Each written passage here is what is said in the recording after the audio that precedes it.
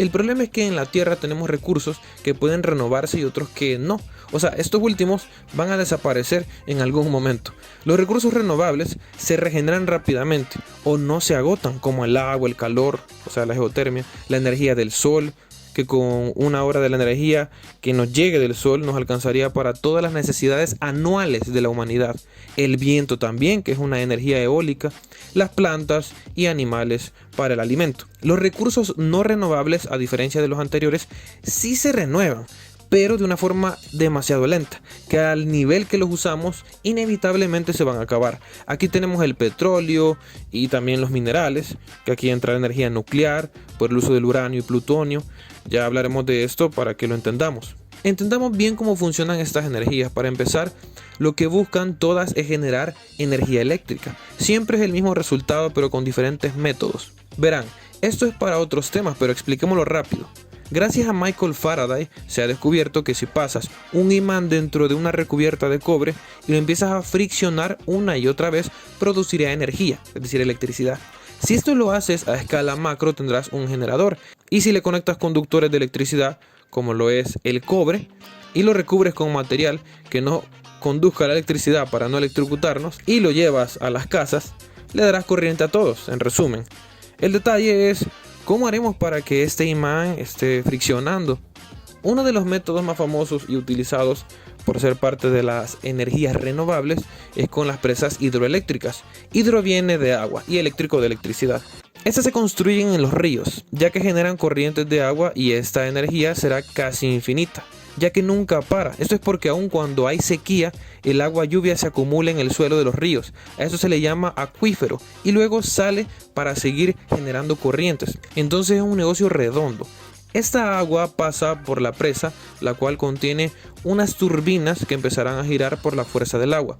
A eso se le llama energía mecánica, parecido al hámster corriendo en una rueda. Al vincular esta energía con el generador, hacemos electricidad y listo.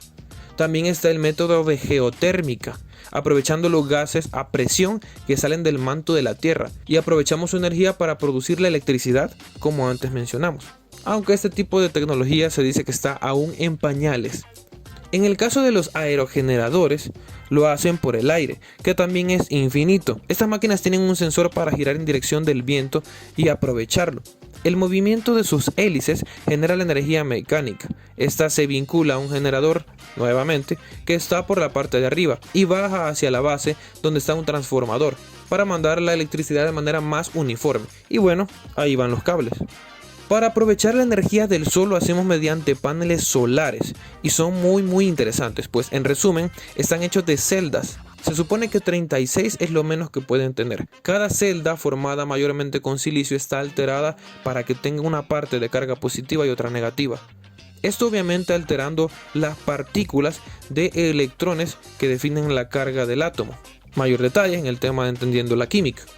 Por la fuerza electromagnética, al tener positivo con negativo que se atraen y luego exponerlas a la luz solar, se produce la energía. ¿Esto por qué es? Albert Einstein ganó un premio Nobel por el descubrimiento del efecto fotoeléctrico, donde un circuito que tenga alta energía y que siempre tendrá su lado positivo y negativo, que a esto les decimos electrodos, como en una batería o pila, producirá carga eléctrica en el aire y los electrodos se conectan por la conducción eléctrica que hay.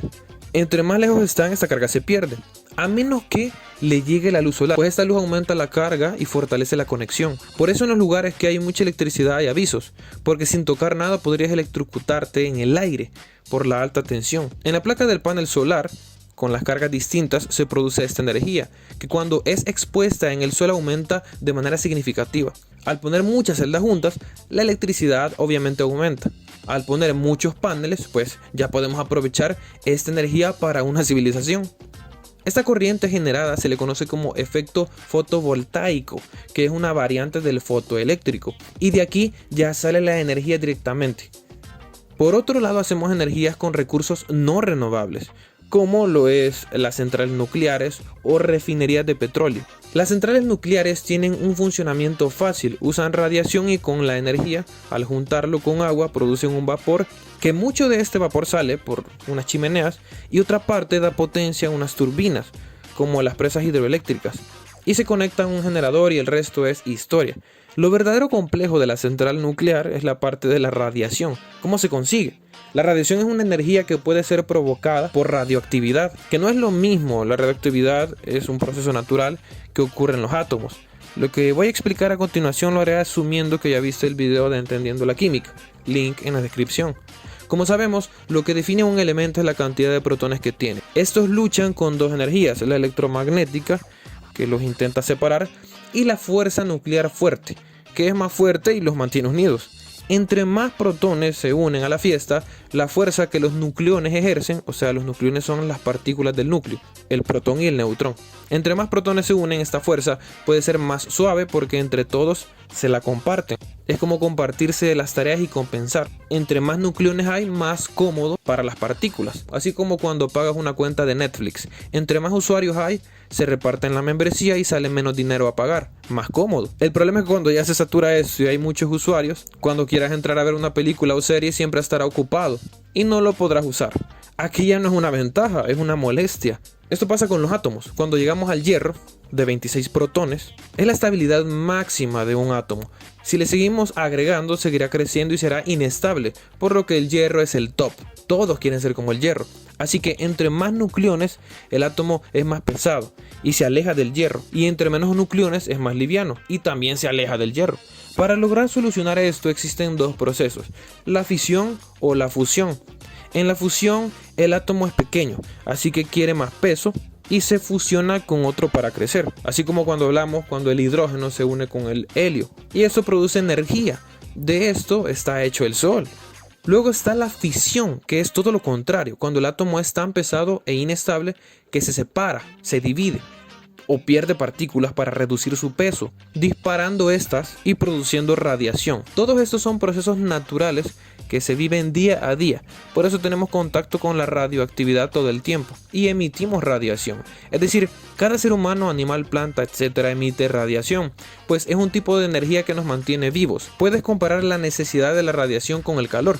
El calor lo necesitamos a cierto grado, pero un exceso podría matarnos. Igual la radiación la necesitamos para vivir y que todo funcione, pero un exceso podría matarnos. Con lo antes explicado, se descubre la forma de generar energía con radiación, y es con el uranio, un átomo muy pesado e inestable. Existen dos tipos de uranio, el 238 y el 235. Este número se refiere a la cantidad de nucleones. El 235 es el radioactivo, que se usa para producir energía. El 238 no se puede usar. Una piedra de uranio encontrada en la minería siempre está hecha de 99% de uranio 238 y solo el resto es de uranio 235, que es el usable, por lo que es muy escaso y por supuesto es un material no renovable que se acabará. Otro elemento que se usa para esto es el plutonio y tampoco es renovable. La radiación se hace haciendo fisión con el uranio. Con unas máquinas especializadas se dispara un neutrón al uranio. Este, al ser tan inestable, cuando es impactado, libera otros neutrones y estos le chocan a otros uranios y generan impactos en cadena, produciendo la radiación y energía. Esto por supuesto se controla mayormente con agua, opacando la cantidad de energía y deteniéndolo, consiguiendo controlarla y producir pues la funcionalidad de la central. Si la radiación no se controlara, podría causar un desastre como el de Chernobyl, que es altamente improbable, pero fue un gran descuido. O con esto es que se crean también las bombas nucleares. La radiación, como vimos, es una energía muy común. Cada átomo de nuestro cuerpo la emite, pero cuando los átomos están neutros, esta es una radiación llamada no ionizante. Si los átomos fueran iones, es decir, cargados positivo o negativamente, transmitirían radiación ionizante. Esta es la peligrosa, porque es la más fuerte. La que sucede en las centrales, su ionización afecta a la materia. Puede afectar tus partículas si te acercas mucho. Y en los casos más comunes, desarrollar cáncer. Por ello, esta energía se debe proteger. Uno de los materiales más comunes y usados es el hormigón, pues logra contener esta energía de maravilla. Ahora hablemos del petróleo. Hace mucho tiempo, desechos orgánicos de animales muertos o plancton se alojaron en el fondo del mar. Al juntarse con ciertos minerales fueron descendiendo hasta sepultarse. La presión y temperatura por miles de años provocó algo llamado como cocina geológica, provocando el petróleo. Este es un hidrocarburo, por estar hecho de hidrógeno y carbono.